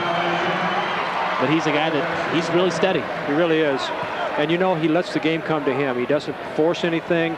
And another thing I really like about Ballwinkle, Kurt, is that he knows this is not his team. He's a member of a team, but it's a senior team. And don't forget tonight, there's the menu. 3rd place game at 6:30. One of these 2 teams are playing in that. One of these 2 teams will be playing at 8:15 for the Class A Boys Basketball State Championship game. Neither of these teams has ever been here before, which makes this an interesting trip for these 2 schools. Lawson thought about the shot, had it partially, the ball stripped of him, had to find another option. It turned out to be Lavender who couldn't finish. Ballwinkle may have lost it on the floor, but it's going to be a foul. And it's going to be against Lawson. You don't want to put the ball behind your back with Peoria Christian that close. They already have 19 or 20 turnovers, and if they take care of the ball, they're in good shape. Yeah, it was a good look at Fred Fox. Don't forget, next week we've got quarterfinal action of the boys AA tournament comes to town on Friday, and the state semifinals and state championship game will be a week from tonight. Now, like you and I talked about yesterday, do you start running a little bit more offense or just keep doing what you're doing? It's, you know, it's a dual-edged sword. I think certainly with 6 minutes to go in the game, or just about, it's a little bit too early to start thinking about taking the air out of the basketball. Yeah, I totally agree with you. Tisdale, nice drop down pass to Ben Powers, who's going to get to the free throw line. The spacing of the floor again for the Indians is really leading to this penetration. The 3 starters inside for Winnebago have scored 25 points. Ballwinkle, Powers, and Merchant. They've been a little bit too much inside. Fred Fox wants to talk things over, so he's called timeout at the 5:39 mark. Right now, Winnebago is out-rebounding Peoria Christian 40-19. They've better than doubled the glass work, and we mentioned that as a key to the game at the beginning, but perhaps the stat that continues to jump out is the fact that Peoria Christian is being held to just 35% shooting on 1 of 9 from the three-point line. Now remember, this is a team that shot 8 threes yesterday, Roger. Just 1 3-point shot make here so far today. We talked before the game, Kurt, you and I, when we talked about that it can be your best friend or your worst enemy, and right now the shooting for Peoria Christian has not been very good. Another statistic that just occurred is Peoria Christian now is out of timeouts, and that could be a major factor down the road, especially if Peoria Christian is using a lot of energy, double teaming. I am sure that's what Coach Fox is talking about right now, more of a trapping man-to-man, more of a gambling man-to-man, because Winnebago has proven that they will turn it over against pressure. You see the scores from yesterday's quarterfinal games. We are down to a Final Four because Winnebago and Peoria Christian won in the morning session, or the afternoon session yesterday, with Chicago Leo and Quincy Notre Dame winning night games last night, down to our Final Four. And again, one of these two teams will be playing in its first ever state championship game tonight. One of them will also be playing in their first ever third place game. They're guaranteed to bring home a trophy, the first ever for both schools. And so there'll be celebrations certainly in the two towns, but to what extent? Will they be championship celebrations? Will they be third place, fourth place? We'll find out later tonight. Here there's 5:39 to go here in this first of 2 state semifinals, with Winnebago leading 54-43 over Peoria Christian. And to the foul line to shoot 2 will be Ben Powers, who's a 58% free throw shooter, but gets the first one on the nice shooter's touch. Powers has been to the free throw line now 6 times. He's 3 out of 5 in his first 5 attempts. He's now 3 out of 6 here this afternoon. There's no need to hurry your offense, but every shot has to be a good one. Lavender's cut off that time by Powers. Carlson thought about the 3, but quickly the Indians jump out and defend. You know, Winnebago, other than on Lavender, has broken down the Peoria Christian penetration. Lavender with Tisdale on him. That's a great matchup. Now it's Lawson working the baseline. His pass is picked off. Bowwinkle stepped in the passing lane. 10th Peoria Christian turnover. 6th steal for the Indians. I think you're going to see again more trapping by the Crusaders. Under 5 minutes to go here now, 4th quarter. Indians again spacing the basketball floor here. Your point's well taken there, Kurt. They keep you away from those traps by spacing. And they get a nice look, that time by Merchant. He couldn't hit the shot, but an offensive rebound for the Indians. It's Tisdale with it. And those are the ones Peoria Christians were getting. I think they're tired. Well, there's that 41-20 differential in rebounding right now favoring the Indians. And a foul on the perimeter against Peoria Christian. I want to go back to the point you made, Kurt, because it's going to be very difficult for Peoria Christian to trap this team with the way that they are spacing their players. 4:26 to go here, 4th quarter. Bago with a 55-43 lead over Peoria Christian. Back with more after this network break. 55-43, our 4th quarter score with 4:26 to go here. Winnebago enjoying a 12-point lead, and with a basketball and a quick foul by Scott Lawson. We're going to start seeing the free throws pile up here now, aren't we, Roger? And Winnebago, as we talked about earlier, is a pretty decent free throw shooting team here. Shooting 63% for the season. And when the clock stops, you can make an awful lot of difference. Well, the shoe's on the other foot. Peoria Christian was in this position in yesterday's state quarterfinal game against Massac County with about 5 minutes to go. At that point, the Patriots were doing all the fouling, putting the Chargers at the line. And at this point, the Chargers are going to be doing the fouling, putting the Indians at the line. We said this a little bit earlier too, Kurt, but I've been just totally impressed with Winnebago's ability to keep Peoria Christian from penetrating. Other than Lavender, they have not been able to do that. And cool as a cucumber. Bobby Tisdale knocks down the 2 free throws. He now has 12 points. 3 Indians in double figures. He's the leading scorer with 12. Nelson and Bowwinkle each with 10. Now it's Lavender. And he drew a foul. And he drew it against Ben Powers. But only their 3rd foul, so Peoria Christian's got a lot of time to go, and Winnebago can be very aggressive defensively. So the Indians have some fouls to give here. Just as you mentioned, just a 3rd foul against Winnebago. And now they're changing the foul. They're changing that foul to Merchant. So Merchant is being whistled for the foul. And there's some confusion now. And now I think the officials are going to talk it over. We'll try 3rd time here. But this is good that the officials are talking it out. They want to get it right. That's good. That's why these guys are here. No one's got a big ego. I was right, you were wrong. They got it worked out.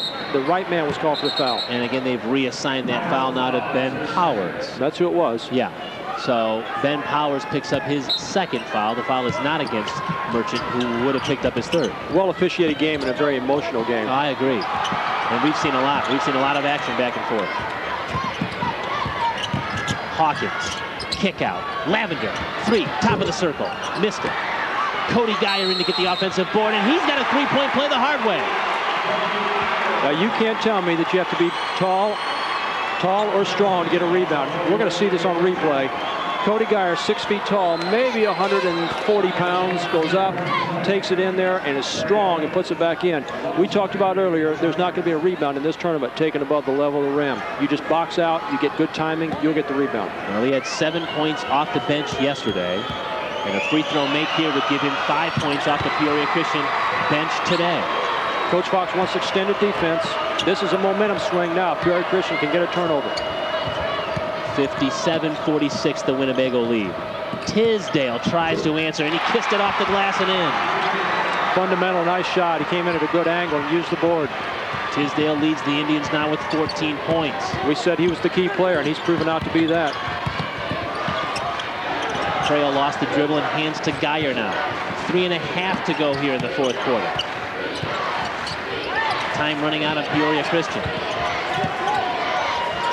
Lavender in and out of his hands, and a steal.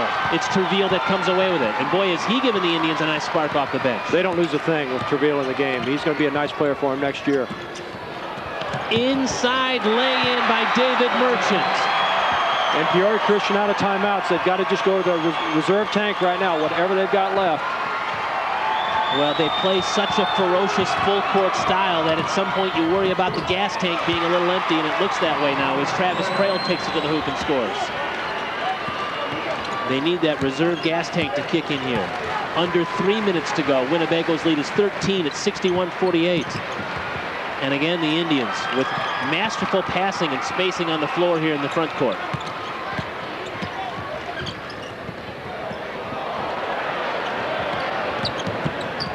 The Indians are viewing the clock as their biggest enemy right now. And the trap now on Tisdale. He's in trouble. He calls timeout. He was triple teamed right in front of his bench. Let's step aside. 2:26 to go here, fourth quarter. Winnebago 61, Peoria Christian 48. Back with more from the Class A Boys State Basketball Tournament after this network break. And we're back at Carver Arena. Winnebago with a healthy lead over Peoria Christian. You know, the great thing about March Madness is, one of the great things anyway, is the fans, and not just the fans from the teams participating. We're with Virginia Barnard of Canton, Illinois. She admits to being over 40. How long you been going to basketball games, Virginia? Since I was about 11 years old. So that's been and I'm 83 and a half. Okay. You've been going to Canton high school basketball games since they built the gym out there in the 30s, right? Right. I played in the sand that they used to make mortar to put the bricks together. Why do you keep coming to games? It's fun. That's why I live. How'd you get such good seats? You're in the front row. Give my son credit for that. Okay, we'll do that. We had to do this interview this afternoon because your son says you have to go home before it gets dark. Oh, yeah. Whatever he says is right. Mom, do you hear that? I hope my mother's listening. Virginia is not just your average fan either. She's a member of the IBCA Hall of Fame, admitted as a fan, right? How long ago? Right. Oh, it's been about 10 years ago, I think. All right. Thanks for having us here. All right. One of the great fans here, part of March Madness. Kurt, back to you. All right, Lee Boy, that's not what it's all about, huh? Boy, what a nice story. Fans coming from Fulton County, where she lives in Canton, watching the games and hearing the Civic Center just cheering on whichever team she feels like it. And we mentioned all about the great fan support representing the different schools, but basketball fans in this area and across the state want to come and just be a part of this. It's a great spectacle, and there's nothing like this. This is the best tournament. Kevin Treville, who's a 71% free throw shooter, is at the foul line for the Indians. Made the first and the second. And Terville has come off the Indians bench to score 5 points. His team is now up by 15 at 63-48, but Brandon Carlson answers with a 3 at the 2-minute mark now. 12-point lead for Winnebago. But only the second 3 of the game for the Crusaders. Well, Peoria Christian made 8 threes yesterday, 8 different players making threes. And today, Peoria Christian just 2 of 11 from beyond the 3-point arch. And credit Winnebago's defense for that as well. The Indians have really executed a sound game plan here today. You know, there's a referendum in Tuesday in Winnebago to save sports at the high school. And if the people in Winnebago and all across the state don't realize what a high school athletic team or academic team can do for the community, take a good look out here. Well, they've got a huge contingent of fans. And they're seated in the southeast corner here at Carver Arena. And they've cheered every point, every free throw, every foul. Yesterday and today. High school athletics is such a rallying point for your town, and it's a sense of pride, and it'd be just a shame if these kids aren't allowed to play next year. You know, again, this Winnebago team is just so solid in all facets of the game. Devin Bowwinkle with a quiet 12 points, if that's possible for him. How about Jay Hawkins? He's not giving up. He throws in a tough shot around a double team. 65-53. It's a 12-point lead now for Winnebago. And the Indians break the pressure, and Nate Reynolds is guilty of that foul. And Kurt, we've talked about this so many times, how close it is to not even being here. Winnebago has been beaten basically 3 times on the tournament trail. Overtime game against Byron, a 1-point game against Rock Falls in Super Sectional, and then last night, yesterday afternoon's game against St. Ann. You know, this team has just found a way to win, and they're going to go to the state championship game. Well, they're like a cat with 9 lives, and that cat with 9 lives is 1:31 away from playing for a state championship. The thing about this game is that there's nobody that's lost this game. Winnebago is just going to win it. It looks like to me they're going to win the game. And it's not quite over, but it's awfully close. I tell you, I guarantee you who says it's not over, and that's the guy in the white jersey. No doubt. Believe that. Here's Michael Lavender for a 3. That's missed. Geyer, offensive board, had it rejected. Bowwinkle just slapped it right out of his hands. And now it's Merchant in the backcourt. And he gets it up to Terville. Skip pass off to Tisdale. We approach the 1-minute mark left in this game. And the Indians doing a great job of playing keep away. A steal by Brandon Carlson. He comes away with it. Now it's Hawkins. They have the numbers, 3-on-1. Lavender will get to the free throw line. Boy, and they didn't want that. It stops the clock, 54.5 seconds. Lavender can get him within 10. And some fresh bodies going to be running for Peoria Christian. Lawson and Frail will check in after the first free throw here. And Michael Lavender, as we mentioned, has had a whale of a postseason for Peoria Christian. 23 points and counting today. He had 15 points yesterday. He has clearly been the man for Peoria Christian here in the postseason run. Well, as an educator, my buttons are just busting at the way these players have handled themselves out there on the floor today. Hard, tough play, but with outstanding sportsmanship. And both coaches have done a great job reining in their fans. It's been a great experience here. 24 points now for the senior from Peoria Christian, Michael Lavender, and a quick foul in the play tonight. And the same thing with Peoria Christian. You know, these kids have just left their heart out on the court, both teams. And Caleb Connor is at the scorer's table, just a sophomore. He will check in for Peoria Christian, get a taste of the state finals floor. He'll come in and send Nate Reynolds to the bench. Bowwinkle again has had a quiet, if you can say that, 13 points. He just, like we said, he doesn't force anything. He'll take what's given to him. Strapped with foul trouble in the opening half. Spent much of the first 2 quarters on the bench. I hope he likes phone calls, because he's going to get a lot of them the next 2 years. Merchant to steal. And the final seconds are ticking down. We're under a half a minute. And the Winnebago Indians will be playing for a state championship. Their first ever appearance in the state Elite 8 is yielding a first ever appearance in the state championship game tonight at 8:15. 10 seconds and counting. The Winnebago faithful on their feet. Here's a steal. Final possession of the game. Lavender gives it up. Caleb Connor misses the final shot, and the Indians are headed to the state championship. 68-55. Winnebago said all year long it was a second-half team, and the Indians outscored Peoria Christian 17-11 in a critical third quarter and rode that momentum to the 13-point win. And the Indians are headed to the state finals. Winnebago won the game. Peoria Christian did not lose it. Incredibly hard-fought matchup between these two teams that gave us a first quarter to remember. Up and down the floor.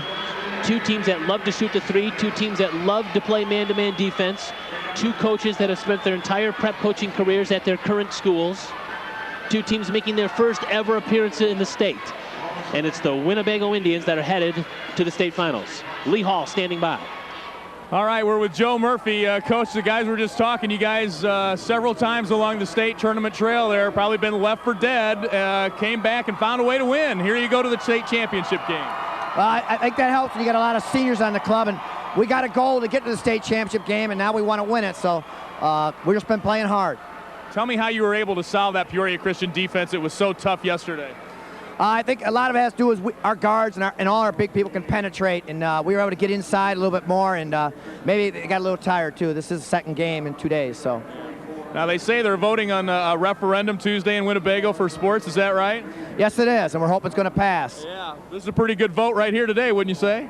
I hope so. I hope so. All right, good luck to you tonight, Coach. Thank you very much. All right, Coach Murphy, and our Country Insurance Player of the Day is Bobby Tisdale.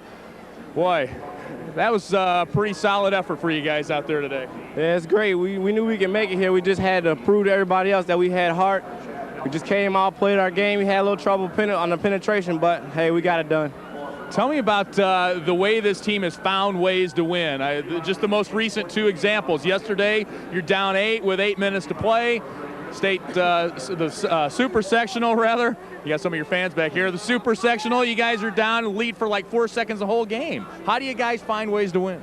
We don't want to go home as seniors knowing that we didn't give all we had, so we always leave it on the court every game. There's no way I'm going to go home. I'm just going to – I don't have no words for it. It's just we don't want to go home with a loss. We want to go home with state championship, so I go out my senior year with just a great feeling. Hey, good luck tonight. Thanks a lot. All right, buddy. Back to you, Kurt.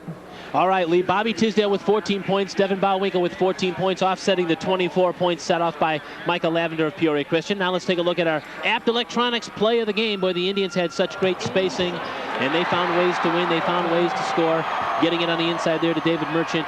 The Indians were impressive, a little bit more impressive than Peoria Christian today. They really were, and spacing, as you said, was a huge factor here. Peoria Christian could not trap them, could not defend them the way they normally do, and I think the best team won today, and I think we're going to have an outstanding representative from the north end of the state in the state championship. Well, we saw a very entertaining first state semifinal. We hope the second state semifinal is just as entertaining. Quincy Notre Dame and Chicago Leo are standing by.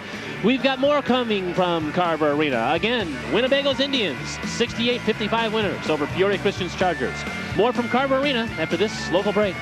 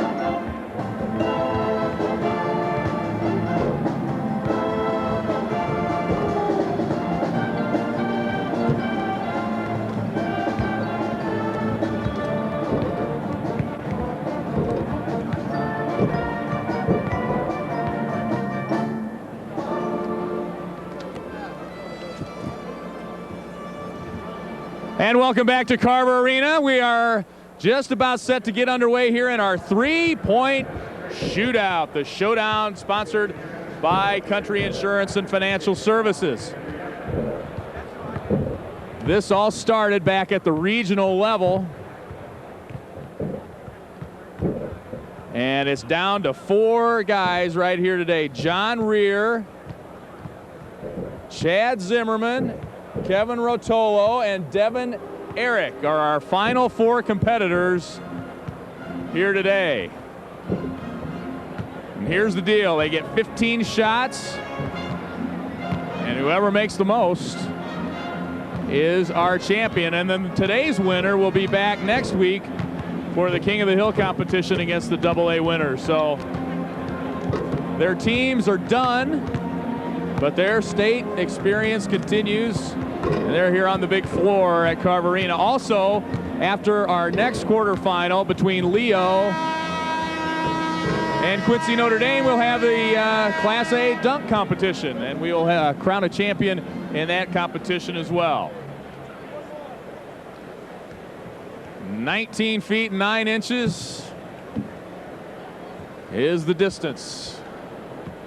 And our first competitor is going to be John Rear. He's lining things up right now. John Rear is an 18-year-old senior from St. Thomas More High School in Champaign.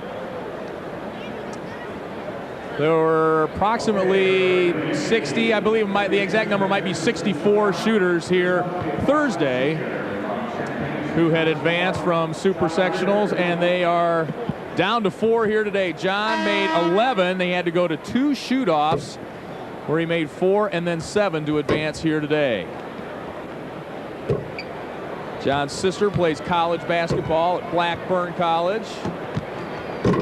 And a slow start here for John. He plays for Ted Rounds for the Sabres of St. Thomas More in Champaign. Now he's starting to feel it a little bit from the top of the key. And now he's on a roll. He likes the top of the key. John Rear now with 4. Really needs to stay hot on this last rack here to have a chance. Got his legs into that one, but just off. Final ball goes in. 6. 6 is the number for John Rear. He's not happy with that performance, but I tell you what, just to make it to the Final 4 here today is outstanding. Our next competitor now is Chad Zimmerman from Hillsborough High School. He was here a year ago and finished 2nd. He made 11. High arching shot, great rotation, great follow through. Boy, he is just, I tell you what, kids, take notes because this guy is showing you how it's done. 4 of his first 5. Chad's 17-year-old senior, 6'4", 165.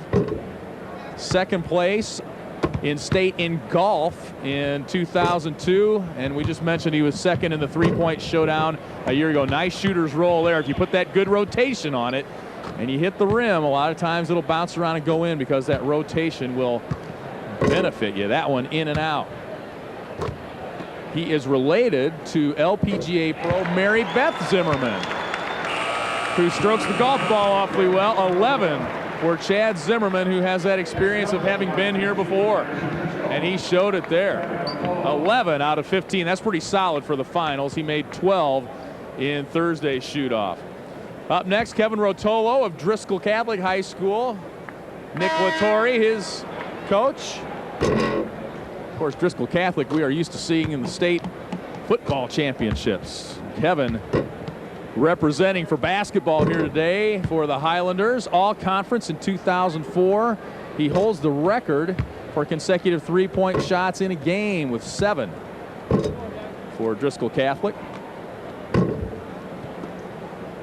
Top of the key shot is up and good. That gives him 4, and he'll have to heat it up a little bit. Actually, he cannot catch Mr. Zimmerman from Hillsborough, so he is still our clubhouse leader.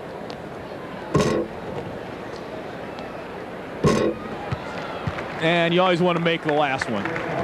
Got to make that last one. 6 for Kevin Rotolo. So 11 is the number to beat. Chad Zimmerman with 11. And our final competitor who needs 11 to send this to overtime, 12 to win, is Devin Eric of Thompson High School, and he made 12 on Thursday, so he is capable. Boy, there's another good shooter. Look at that great rotation. That's beautiful. That's nice to watch. Great follow through. Gets his legs into it, eyes it, but can't get that one to fall. And he's going to have to hit them all from now on just to tie. And the way he shoots, he can. And he needs this entire rack. He knows what he has to do. He looked up. He's got to make them all to tie. Look at that. Look at that. Two more. Two more. Oh, man. Almost did it. He needed to make 10 of 10 to tie Zimmerman, and he made 9 of 10. That was pretty strong shooting there.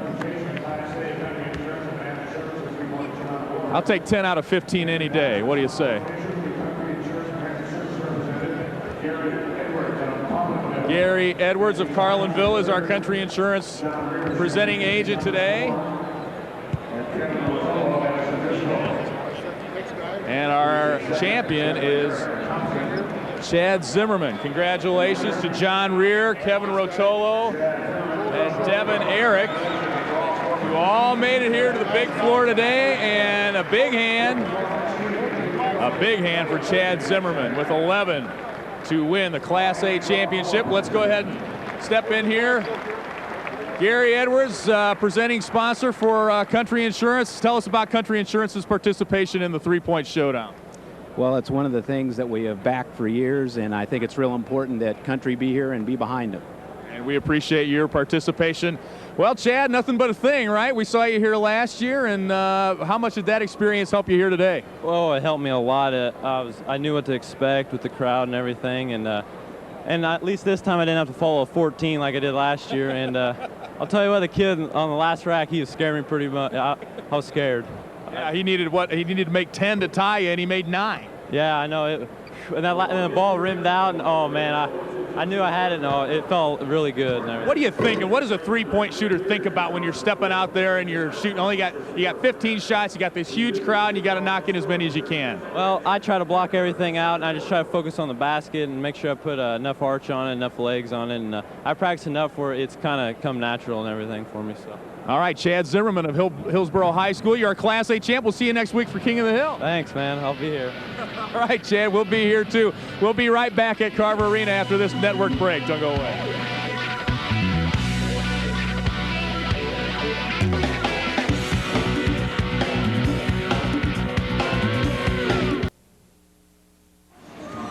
And we're back at Carver Arena, just about ready to get underway. Number 3, Leo, against number 4, Quincy Notre Dame.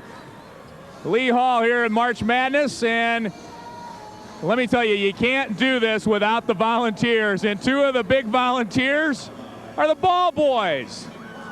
What's your name? Matt Crowley. Matt, where are you from? I'm from Peoria. What's your name, Cruisin? Jeff. Jeff Cruisin, you're from Peoria? Yeah. Tell me about being a ball boy. What's the ball boy do down here? Well, we take water and towels to the referee because they get hot and sweaty and thirsty, you know. So why do they call you a ball boy if you're taking out water and towels? And we rebound balls. You rebound balls. Cruisin, you're kind of a veteran of this. You do this for Bradley. How long you been doing this? It's my 5th year. What's the most fun? Why do you keep doing this? Good seats, good games, yeah. You guys play basketball? Yes, I do, and Jeff does too. What's the chances of us seeing you down here as players someday? You'll see me down here. Yeah. Where are you going to go to high school? Woodruff. Woodruff, okay, well, good luck. Can I say hi to my mom? No. Okay. Hi, Mom. Hi, Mom. All right, just a couple of the hundreds and hundreds of volunteers that make March Madness go here in downtown Peoria. Jim Flynn, Assistant Director of the Illinois High School Association. Glad you could make it. Good to see you. How many months from retirement now? Well, I'm really not counting months. I'm just counting tournaments, and we still got one more basketball tournament after this one. Tell me about, it's hard to believe, but it's happened in my lifetime. Has it been 30 years ago? Yeah, almost a little over 30 years ago that IHSA went to 2 classes. And it's hard to believe that there was resistance to that at one time. Well, in 1972, when we went to the two-class system, the year before there was a huge debate in the IHSA, and finally we have a vote of our member schools, and that vote was not to go to two classes. That vote was to allow one small school guaranteed a spot in the state tournament, which was then an Elite Eight tournament. What evolved was our board of directors saw the balloting, saw the handwriting on the wall, and made what I think was an absolutely fantastic decision to have in the state of Illinois a small school tournament and a large school tournament. It's worked extremely well. Other states that surround us that went from a single class format to multiple classes are just crying that they think they've destroyed their tournament. We've kept what the real thing of March Madness is all about intact, and that is you're the best of the little schools or you're the best of the big schools. And that's, I know personally, my own recollection of watching high school basketball, I think the Class A teams are the ones that stand out in my mind. I'm not sure why that is, but the Lawrencevilles, 1973, my mom's hometown, Ridgeway won. I mean, there's a certain charm to this Class A tournament. Well, they're generally single community schools. Everybody in town comes to the tournament. Everybody in the town is for their team, and they come to the tournament and have a great time. And if their team is successful, then they've got something to remember for the rest of their life. Like we tell the athletes at our banquet that we have every year prior to the start of the tournament, sponsored by Ameren Silco, one of our March Madness Experience sponsors. We tell them, look, 20 years from now, when you're sitting down at supper on Friday night of the tournament, you could tell your wife and your kids what it was like to play in Peoria, in March Madness, part of America's original March Madness. You're part of history. And I think the people in the small towns put a greater stock to that than the people in the larger towns, because in the small town, you've got the high school and that's it. In the large towns, you've got your high school and a whole lot of other things. And then you talked about Lawrenceville, and everybody remembered Lawrenceville. I think one of the greatest moments in IHSA basketball history was the championship night when Jay Scheidler was going for the then scoring record. And back then, you didn't get 3 points for throwing them up or where he was throwing them up. The assembly hall was filled before the teams ever came out on the floor of the third place game to warm up, and the crowd just roared on every shot that he took. That's what makes IHSA basketball great, is because I remember watching those games and going out in the alley and shooting hoops and pretending I was Jay Scheidler. The blonde bomber from Lawrenceville. We'll never forget him. Jim Flynn, always a pleasure. Thank you. All right, back with more from Carver Arena. Our second semifinal just moments away, back after these local messages.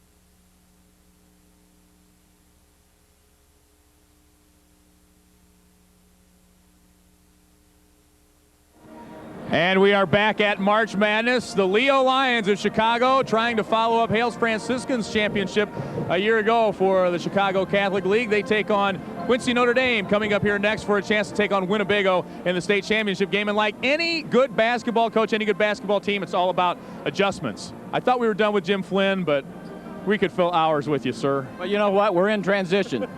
And our goal is to score a goal and make it a two-pointer for sure. And if they're honest, we'll stop at the line and put in a 3. We'll just take it one game at a time, right? Well, here in Peoria, that's what you've got to do. The history of the tournament since we moved to Peoria, and this is year number 9 playing in Peoria, particularly in Class A, has been you don't know who's going to win it. You don't know who's going to step up and make the big plays. We've had some of the greatest games in the history of Class A basketball played right here in Carver Arena, and IHSA basketball has been around now for 97 years. We were talking earlier about Class A, you know, and that when that came about. Now there's a lot of talk about what do you do as far as classifying schools. We've got 3 parochial schools here in the Final Four. There's a committee that's looking at that now. Do you have any sense of where that might go, or can you talk about just some of the complexities of what faces the IHSA now in that kind of decision making?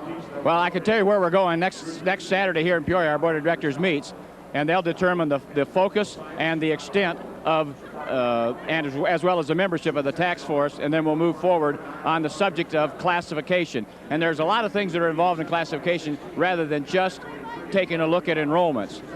It's how schools get students to begin with.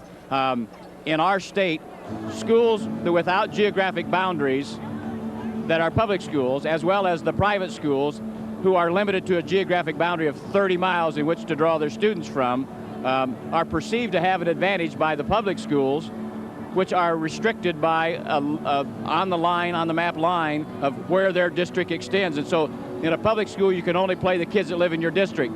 In a private school, you can only play the kids that live within 30 miles of your school. I'm confident that's going to be a topic that's going to be looked at extensively. And then I'm sure that there's a concern that's really not said much, but it's a concern of who's winning the championships. And if you take a look at the history of the 2-class system, particularly in Class A boys basketball, this weekend we had 3 private schools in the semifinals. That's happened only one other time in the 33 years that we've had Class A basketball. So if you do the math, twice out of 33 years is what, 6%?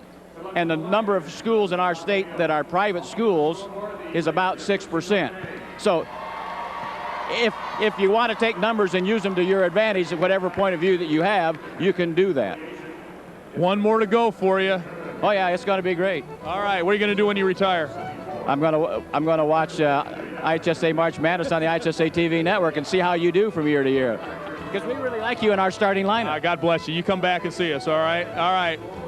We'll be back with more. One more semifinal coming your way after this network break. You know, insurance can be confusing for most people if they've never had an opportunity to